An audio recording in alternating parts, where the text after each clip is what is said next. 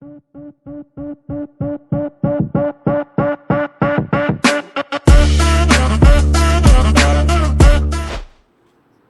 guys, welcome back again to my YouTube channel. So in this video we are going to solve the remaining question of current electricity. तो देखेंगे हम question number 13. A set of 3 coil having the resistance 10 ohm, 12 ohm and 15 ohm are connected in parallel. This combination is connected in series with the series combination of 3 coils of the same resistance. Calculate the total resistance and the current through the circuit. If the battery of EMF 4.1 volt is used for driving a current. Okay तो कोई मसला नहीं है. देखो अपने पास 3 resistance है. वो 3 resistance को से 10 ओम का, ओके उसके बाद में 12 ओम का और 15 ओम का. ये सबसे पहले उन्होंने कैसे कनेक्ट किए? पैरेलल के अंदर. वही रेजिस्टेंस उन्होंने क्या किया बाद में? सीरीज़ में कनेक्ट किए. तो इसके डायग्राम तो मैंने यहाँ पे ड्रॉ करके रखी है. तो चलो हम इसको क्या करेंगे, डायग्राम के अंदर सब दिखाएंगे कि 10 ओम किधर है, 12 किधर है और 15 किधर है. सो गाइस जस्ट देखो यहाँ पर सबसे पहले ना इस सर्किट डायग्राम कुछ ऐसे आएंगी. यहाँ पर देखो बैटरी जो होगा ये होता है अपना क्या, प्लस, ये होता है माइनस. ये है अपनी 4.1 वोल्ट की बैटरी. यहाँ से जो करंट जाएगा यहाँ पर, ये करंट होने वाला है यहाँ पे डिस्ट्रीब्यूट. यानी कि यहाँ पर जाएगा मेरा करंट I1, यहाँ पर मेरा करंट जाएगा I2 और यहाँ पर मेरा करंट जाएगा I3. उसी के साथ अब ये रेजिस्टेंस देखो, ये जो रेजिस्टेंस है ना इसके वैल्यू हम देखेंगे. ओके गाइस, तो ये जो रेजिस्टेंस है ये वाला है 10 ओहम वाला, इसको लेंगे हम 12 ओहम वाला. ओके और ये आ जाएगा हमारा 15 ओहम. ओके तो ये सब करंट हमारा कैसे आएगा, यहाँ से ऐसे चले आएगा पूरा और फिर एक दफ़ा हमें टोटल करंट आई यहाँ पर मिलेगा. अब वही रेजिस्टेंस उन्होंने क्या किया है, वापस एक दफ़ा सीरीज़ में लगाया, जो कि आता 10 ओहम, यहाँ पे था 12 ओहम, यहाँ पर था 15 ओहम. ओके और ये अपना करंट जा रहा है वापस आई. तो हमें फाइंड क्या करना है, टोटल करंट और टोटल रेजिस्टेंस भी उसने निकालने के लिए कहा है. तो कोई दिक्कत नहीं, हम इसको पूरे अच्छे से सॉल्व करेंगे. सो गाइस होप आपको ये डायग्राम समझ में आई होंगी. अब मैं क्या करूँगा, ये जो रेजिस्टेंस है ना यहाँ पर देखो, ये यहाँ पर ये जो रेजिस्टेंस है वो पैरेलल के अंदर है. तो मैं उसका एक रिजल्टेंट रेजिस्टेंस निकालूंगा और यहाँ पर मेरा रेजिस्टेंस है सीरीज़ के अंदर. ओके तो मैं यहाँ पर क्या करूँगा, आर एस की वैल्यू निकालूंगा और यहाँ पर मैं क्या करूँगा, आर पी की वैल्यू निकालूंगा. तो चलो हम इसका फॉर्मूला देखेंगे आर एस और आर पी वाला, जहाँ से हमें क्या होगा कि हमें टोटल रेजिस्टेंस मिल जाएगा. तो चलो guys we are going to solve this question. सबसे पहले मैं क्या करूँगा, आर पी निकालता हूँ. तो आर पी का देखो फॉर्मूला जो होता है ना 1/RP, देखो पैरेलल रेजिस्टेंस का कॉम्बिनेशन का रिजल्टेंट. यानी कि मैं क्या बोल रहा हूँ, पैरेलल में अगर होंगे रेजिस्टेंस तो उसका रिजल्टेंट वैल्यू हम इस फॉर्मूले से निकालते हैं. ओके जैसे कि देखो 1/10 प्लस 1/12 प्लस 1/15. ओके तो देखो इसको हम क्या करेंगे, अगर मैं इसका एलसीएम लूँ ना तो एलसीएम आ जाएगा इसका 60. तो 60 एलसीएम आने के बाद में हम इसको सॉल्व कर सकते हैं. देखो कैसे, जैसे कि मेरे को यहाँ पे 60 बनाना है यहाँ पर, तो मैं क्या करूँगा, मल्टीप्लाई एंड डिवाइड बाय 6 करूँगा. तो यहाँ पर मेरे ऐसा आ जाएगा 6/10 × 6 प्लस, अब यहाँ पे 5 करना होगा क्योंकि 12 5 = 60, तो 12 × 5. ओके और यहाँ पे देखो आई थिंक 15 4 = 60 होता है राइट ना.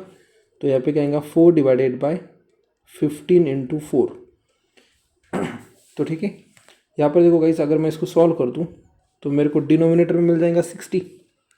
ओके मैंने एलसीएम लिया इस नंबर का, किस नंबर का, ये वाले नंबर का. आप देख सकते हो इसका एलसीएम क्या आएगा.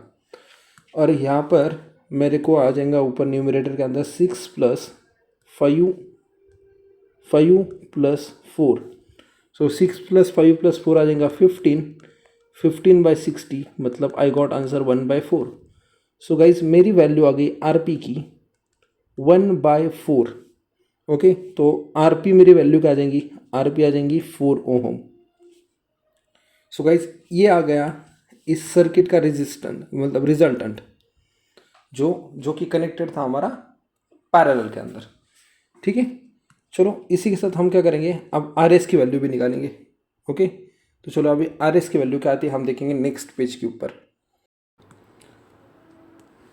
सो गाइज देखो अब निकालना है हमें क्या, आर एस. लेकिन आर एस से पहले देखो गाइस, मेरा जो आर पी की वैल्यू जो है ना, ये आ गई इतनी 4 ओम, तो ये इसका आ गया रिजल्टेंट रेजिस्टेंस। ओके, तो आर एस काटना काफ़ी आसान है। देखो अभी जब भी रेजिस्टेंस सीरीज में होते हैं ना, तो हमें क्या करना पड़ता है, ऐड करना पड़ता है। तो देखो सबसे पहले आर पी की वैल्यू आएंगी 4, 4 के बाद में आ जाएगा ये वाला 10। ओके, उसके बाद में आ जाएगा कितना अपना, देखो गाइस जस्ट अ मिनट, यहाँ पे आएगा 10, उसके बाद में आएगा 12, उसके बाद में आएगा 15। अगर मैं आर एस की वैल्यू निकाल दूँ ना, तो आर एस की वैल्यू आ जाएंगी 41 ओहम। ओके, तो ये आ गया मेरा टोटल रेजिस्टेंस। ओके ना, therefore total resistance is equal to, total resistance is equal to कितना ओहम। सो गाइस देखो ये आ गया मेरा टोटल रेजिस्टेंस की वैल्यू। अब हमें निकालना था करंट, तो करंट देखो कैसे निकालेंगे। ओके, नाउ अपने को तो पता है V is equal to I into R. V मतलब क्या है अपना EMF, जो कि कितना था 4.1 volt, is equal to current I, और रेजिस्टेंस मेरा अब भी आ गया 41। सो गाइज मेरे को क्या करना पड़ेगा, इस 4.1 को डिवाइड करना पड़ेगा 41 से। अगर मैं इसको डिवाइड करूँ तो मेरा करंट आ जाएगा 0.1 एम्पियर। सो गाइज ये आ गया अपना करंट, जो कि सर्किट के अंदर से क्या हो रहा है, फ्लो हो रहा है। ओके, तो this is the answer of this question. Hope guys you are getting this. So guys, we are going to solve the next question. Question number 14. A potentiometer wire has a length of 1.5 meter and a resistance of 10 ohm. It is connected in a series with the cell of EMF 4 volt and internal resistance of 5 ohm. Calculate the potential drop per centimeter of the given wire. Okay, तो कोई problem नहीं, हम इसका हमें निकालना है, that is potential drop, यानी कि हमें निकालना होता है वैल्यू ऑफ के। तो देखो चलेंगे हम इसको सॉल्व करेंगे। सबसे पहले हम देखेंगे given data. So guys given के अंदर देखो हमें क्या दिया है, सबसे पहले हमें लेंथ दी है जो कि थी 1.5 मीटर। ओके, उसके बाद में देखो हमें दिया है रेजिस्टेंस जो कि था अपना 10 ओम, और उसके बाद में हमें दिया है बैटरी का EMF 4 वोल्ट, और उस बैटरी का दिया है इंटरनल रेजिस्टेंस जो कि था अपना 5 ओम। सो गाइस हमें निकालना है के ने के क्या, पोटेंशियल ड्रॉप। और के का जो फॉर्मूला होता है ना गाइस, वो होता है कुछ इस तरह से, V इज इक्वल टू के इंटू एल। यहाँ पर के जो है अपना वो है वोल्टेज ड्रॉप, एल यानी कि लेंथ, और V मतलब पोटेंशियल डिफरेंस। सो यहाँ पर अगर मैं इसको रीअरेंज कर दूँ तो देखो इस L यहाँ पर जाके डिवाइड हो जाएगा, right. So I am getting the formula for the K, जो कि आ गया अपना K is equal to V by L. अब गाइज यहाँ पर है ना, इस सिचुएशन के अंदर हमें निकालना है V की वैल्यू। तो आप सबको पता होना चाहिए कि V होता है अपना क्या, I इंटू आर। लेकिन देखो गाइज I की वैल्यू जो होती है ना, लेकिन देखो I की वैल्यू जो होती है ना, I की वैल्यू होती है EMF divided by total resistance. अब टोटल रेजिस्टेंस मतलब एक्सटर्नल रेजिस्टेंस और उस बैटरी का इंटरनल रेजिस्टेंस, इसकी एडिशन होती है। तो ये होती है I की वैल्यू, जो मैंने क्या किया यहाँ पर सब्स्टिट्यूट किया है। देखो तो मेरे को V इज इक्वल टू क्या मिल गया, E divided by R plus R into are.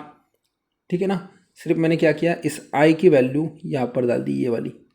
Okay, अब इसकी वैल्यू हम क्या करेंगे, फिर एक दफ़ा इस V की वैल्यू को पुट करेंगे इक्वेशन नंबर 1 के अंदर। So finally I got K is equal to E into R divided by R plus R into L. So guys अभी काफ़ी आसान है, हमें क्या करना है, सिर्फ वैल्यू को सब्स्टिट्यूट करना है।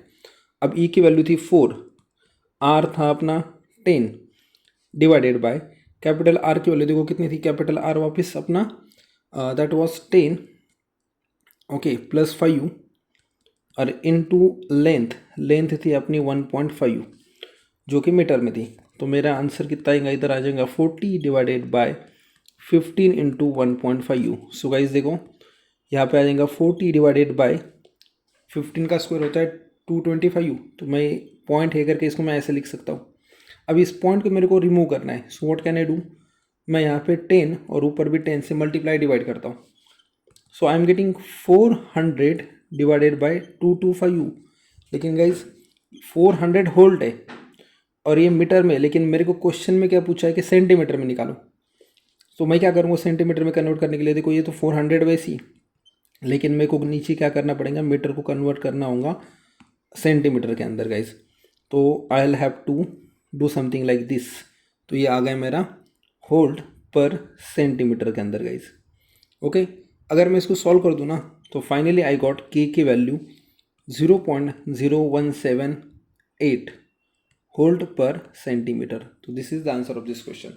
Hope you got this question guys. तो हम नेक्स्ट क्वेश्चन सॉल्व करेंगे आगे की स्लाइड के अंदर।